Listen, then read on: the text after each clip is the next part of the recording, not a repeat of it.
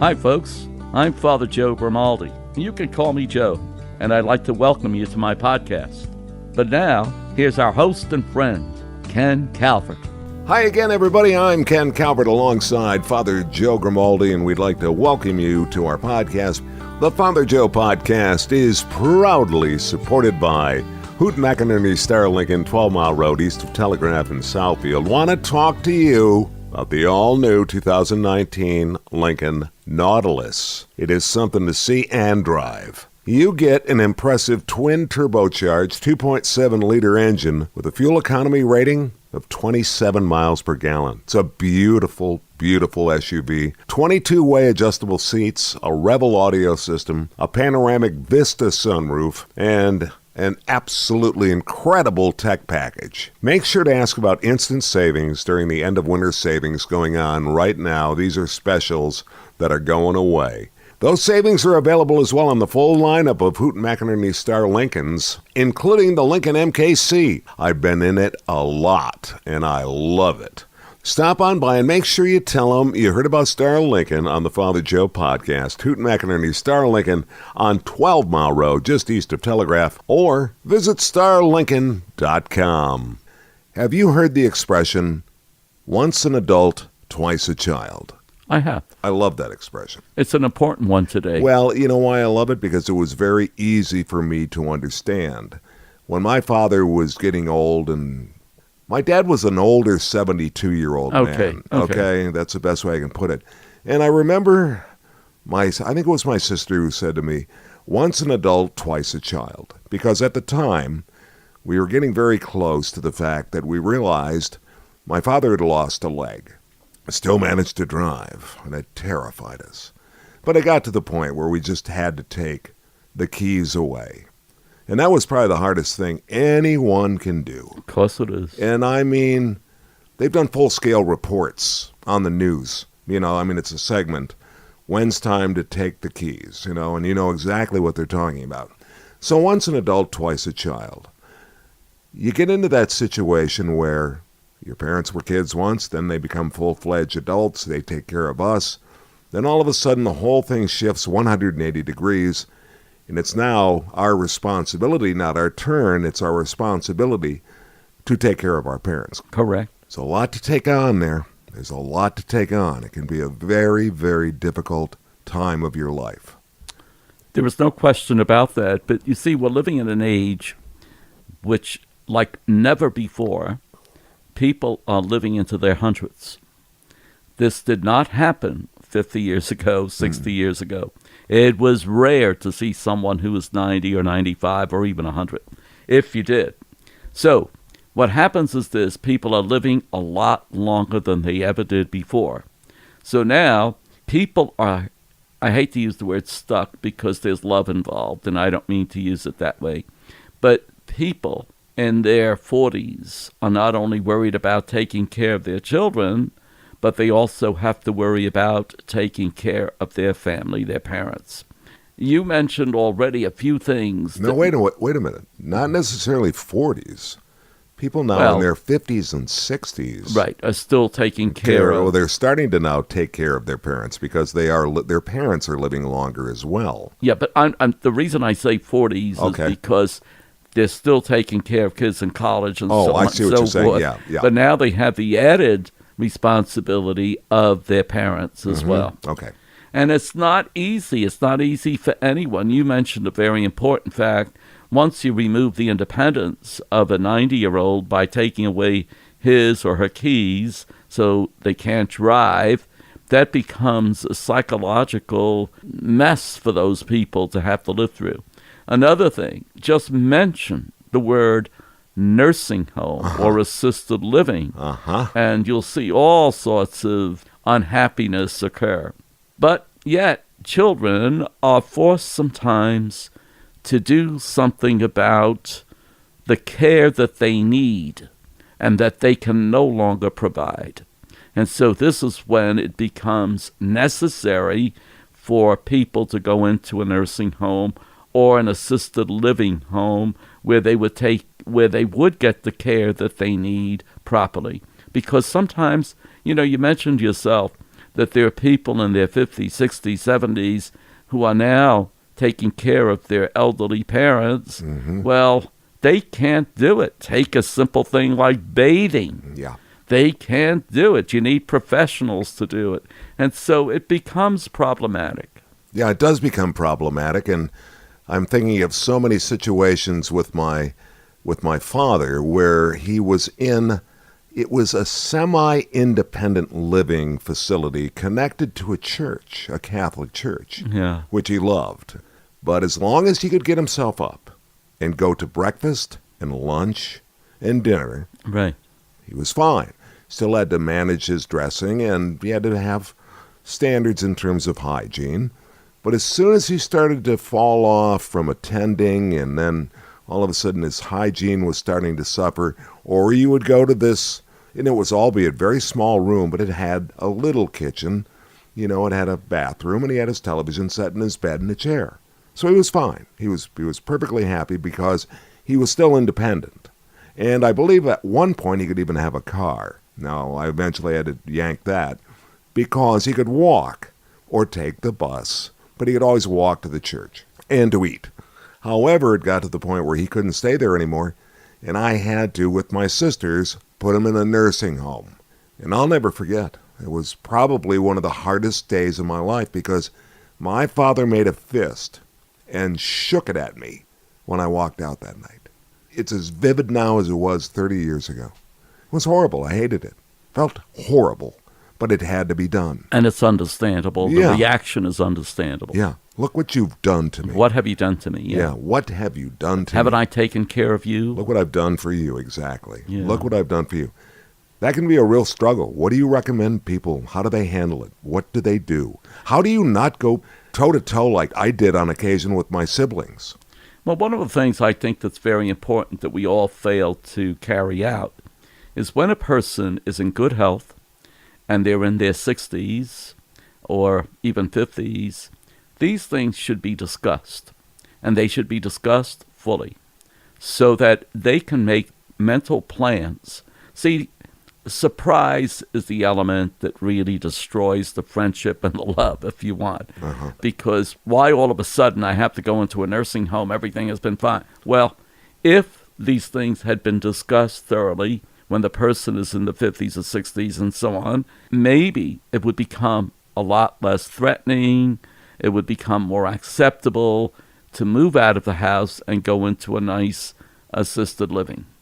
But I think you need thorough discussions ahead of time. You get to the point where mother or father or both are not able to take care of their daily activities. Well, then it becomes necessary to look to alternatives. However, it's easier when they have thought it out ahead of time and they said, maybe this is the time that we should be looking at different places.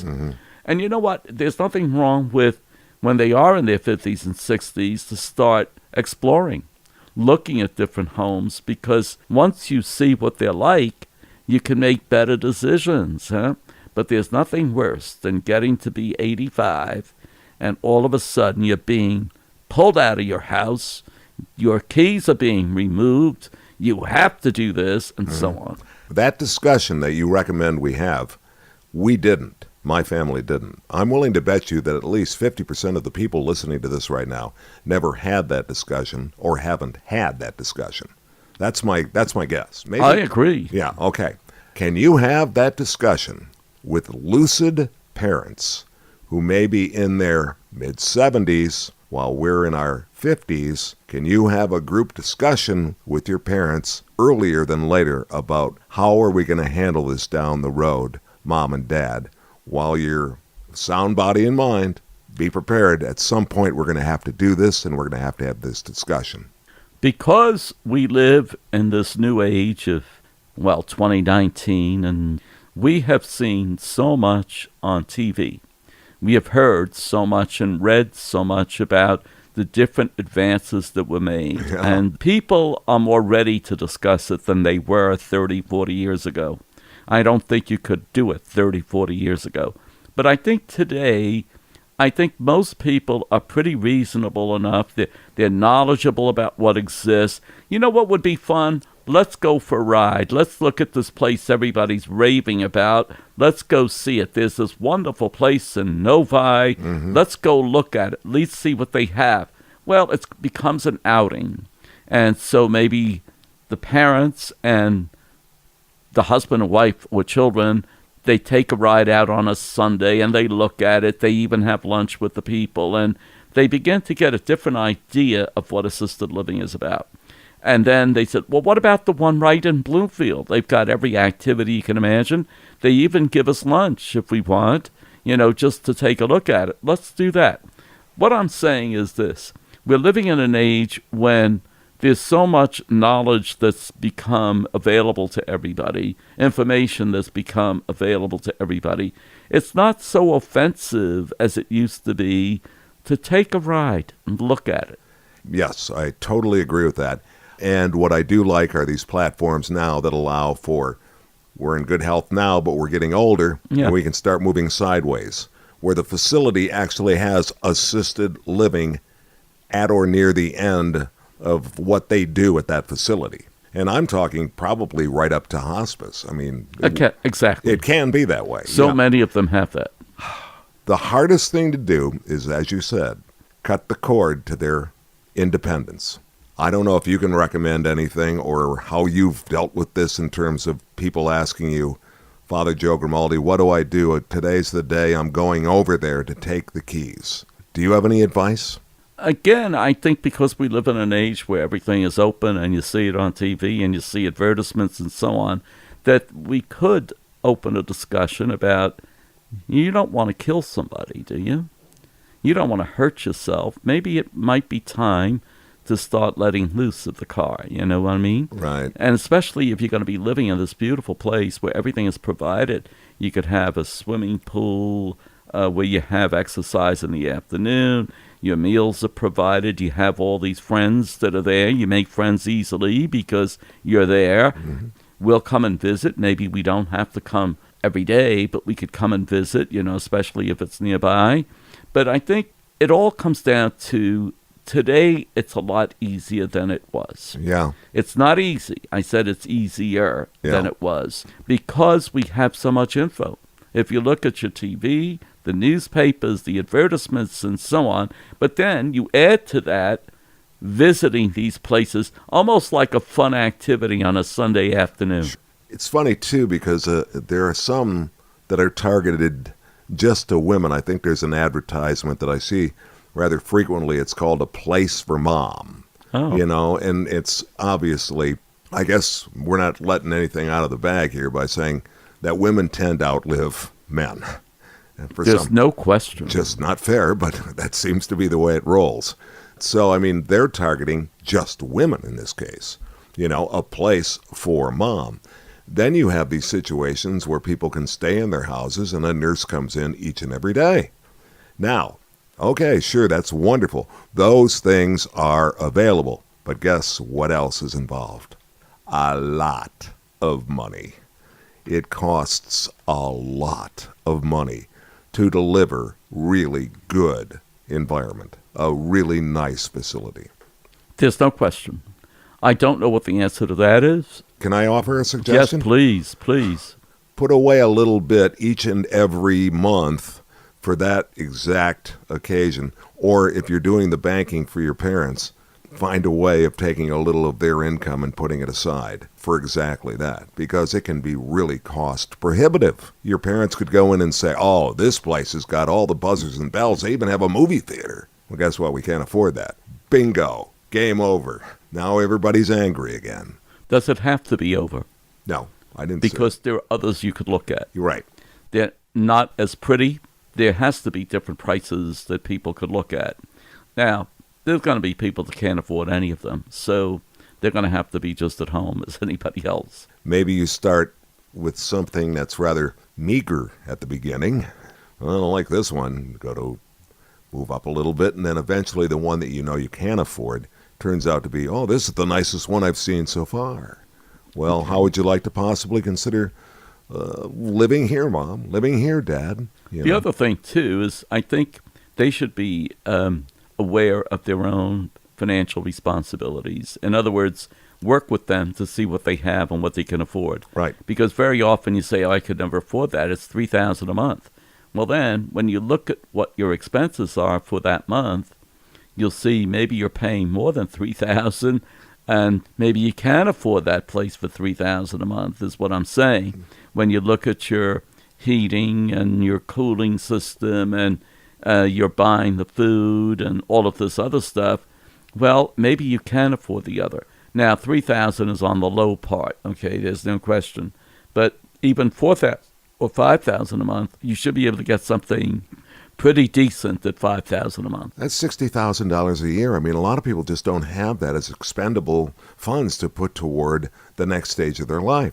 Sure, there are lots of people that can afford it, but there are many, many more that can't. That's the problem. I agree. Yeah, that's I the agree. problem.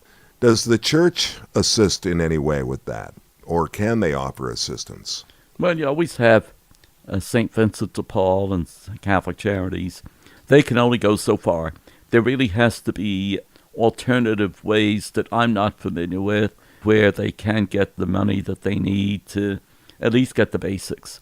Probably the least expensive would be finding someone who is willing and coming to the house and spending a day to do some light cleaning and some cooking. Like a senior nanny, if you will. Exactly. Yeah. Exactly. Now, you get to the point where that individual's going to need help full time, not just during the day. Well, then you're going to have to see other alternatives. Have you ever had anybody ask you to intervene in the process of saying to a parent, look, Father, my dad's just not, he's not budging on this one. My mom's just not budging on this one. She refuses. She refuses to get out of the house. I'm terrified about her still walking around at night. She's going to fall down. She's going to break a hip. She's just going to, something catastrophic is going to happen. She has got to go to another stage, and she just won't do it. Can you help me? Have you had that happen? Well, you can only help so much because of the individual, an only child.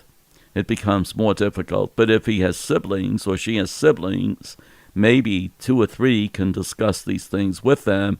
We're concerned about your walking. We're concerned about... Now, that's kind of an extreme, because once a person is falling, once a person is lost balance, I think they begin to realize they need help, whether it be somebody coming into the house or whether it be going into one of these facilities. You know, I had a friend who was just telling me recently as 2 weeks ago, that he suggested to one of his parents that they wear one of those medical alert wristwatches or a pendant, so that if you do fall, you just push the button and you can talk into it. Somebody says immediately, are you okay, Ken? And you can go, no, I need help. And, you would have thought he was saying, I'm taking away the keys to the car. Snapped at him like a green bean, a fresh green bean. It was like, I'm not going to wear one of those medical. Are you kidding me? Like I said, at every turn, you're getting pushback. It just wears you out. All right. I'm at an age now, which is more than just 54, where I have a wrist watch that looks like a Fitbit. Huh.